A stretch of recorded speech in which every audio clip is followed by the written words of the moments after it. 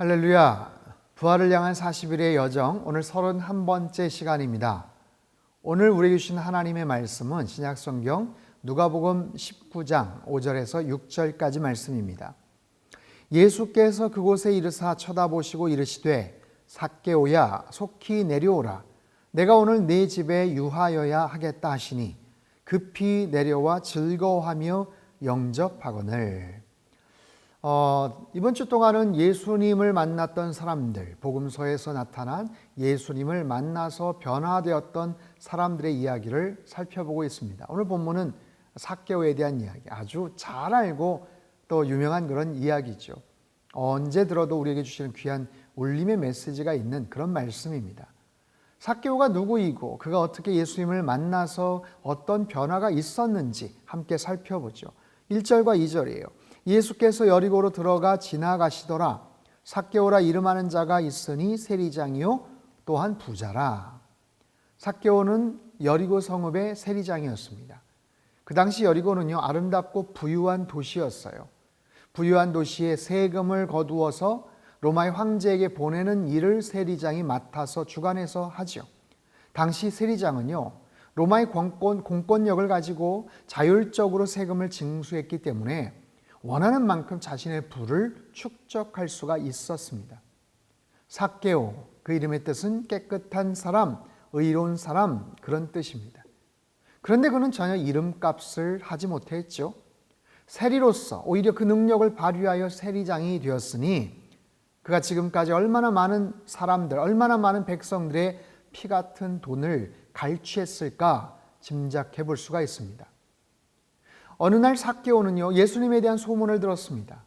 이미 여리고 근처에까지 예수님의 놀라운 이적과 사역에 대한 소문, 명성은 널리 퍼져 있었죠. 누구든 외면하지 않으시고 위로하시고 용서하시고 사랑하신다는 그분, 메시아로 이 땅에 오셨다는 그분, 그런 예수님이 마침 여리고를 향해서 오고 계신다, 이 소문을 듣습니다. 그래서 삭개오는 용기를 내어서 그분을 만나보기로 작정을 하죠. 자, 3절 말씀. 그가 예수께서 어떠한 사람인가 하여 보고자 하되 키가 작고 사람이 많아 할 수 없어. 4절.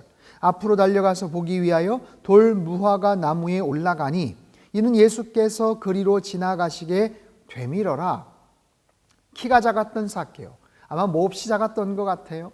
그는 많은 사람들이 모인 곳에 평상시에도 피해 다녔을 것이고 사람들의 조롱, 싸늘한 시선도 부담스러웠을 거예요. 그럼에도 그는 용기를 내어서 창피함을 무릅쓰고 근처에 있는 돌 무화과 나무, 우리가 예전부터 알고 있었던 뽕나무, 그 위로 올라갑니다. 삭개오는 그곳에서 예수님을 기다리죠.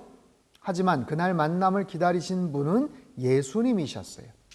예수님은 어쩌면 삭개오를 만나기 위해서 일부러 여리고에 들어오신 줄도 모르죠. 군중들을 해치고 지나시던 예수님, 나무 위에 숨어서 지켜보던 삭개오를 향해서 예수님이 부르십니다. 삭개오야, 속히 내려오라. 내가 오늘 네 집에 유하여야 하겠다. 사람들은 수군거립니다. 술렁입니다. 아니, 저 사람은 세리인데, 매국노인데, 나쁜 놈인데, 완전히 날강도인데, 아니 어떻게 예수님이 저런 악한 자의 집에 들어가실 수가 있는가? 하지만 예수님은 개의치 않으셨어요. 그리고 삭개오의 집에 가서 교제를 나누시죠. 사랑하는 성도 여러분, 주님은 언제나 우리를 만나 주십니다. 그리고 기다리시죠. 그리고 우리 한 사람 한 사람의 이름을 불러주십니다. 삭개오는 나무 위에서 주님을 만났어요. 여러분은 어디에서 예수님을 만나셨습니까? 가장 최근에 예수님을 만나셨던 곳은 어디십니까? 수치와 외로움, 고난과 절망의 자리에서 주님을 만나기 위해 기다리셨던 적은 혹시 없었습니까? 예수님이 말씀하시죠. 삭개오야, 속히 내려오너라. 어디에서요?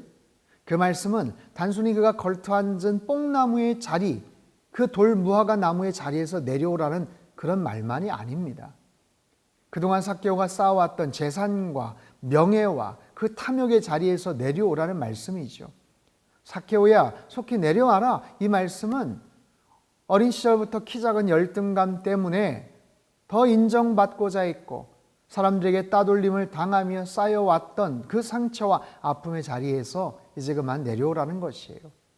삭개오야, 속히 내려와라. 이 말씀은 자신의 그 권력 신분을 통해서 다른 사람들을 아프게 하고 남의 것을 착취하고 빼앗았던 그 죄악의 자리에서 당장 내려오라 라는 말씀입니다.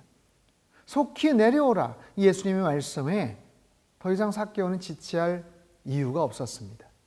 예수님 만나기를 간절히 소원했던 삭개오, 간절한 마음으로 기다렸던 그 삭개오, 나무에서 내려와 예수님을 만납니다. 그리고 말합니다. 8절 말씀. 내 소유의 절반을 가난한 자들에게 주겠사오며 만일 누구의 것을 속여 빼앗은 일이 있으면 내 갑절이나 갚겠습니다. 평생을 악착같이 모은 그의 재산이 한마디의 고백으로 정리가 되는 그런 순간입니다. 일평생 지독하게도 온갖 더러운 말을 들으면서 길을 쓰고 모았던 그의 재산이 한순간에 날아갑니다. 하지만 한 사람의 변화로 여리고 성읍에는 놀라운 은혜가 임했습니다. 사람들은 놀라운 변화를 경험하게 되죠. 비록 삭개오의 그 많은 재산은 파격적으로 줄 것이지만, 그러나 예수님과 삭개오의 그 만남을 통해서 주변의 많은 가난한 자들은 생각하지도 않았던 혜택을 받을 수 있게 되었죠. 또한 오래전 삭개오에게 억울하게 돈을 탈취당했던 그런 사람들, 적지 않은 돈을 환불받게 되었습니다. 뿐만 아니라 늘 냉랭하고 적대적이었던 삭개오와 다른 사람들의 관계에는 미소와 따뜻한 감정들이 서로 오갈 수 있게 되었겠죠. 사랑하는 성도 여러분, 삭개오와 같은 인생의 변화가 우리에게도 있게 되기를 바랍니다. 삭개오가 예수님 만나고 나서 마음의 평안과 안식을 찾았을 것처럼, 그리고 깨어진 관계들이 다시 회복될 수 있는 것처럼 놀라운 은혜가 우리 안에 있게 되기를 바랍니다.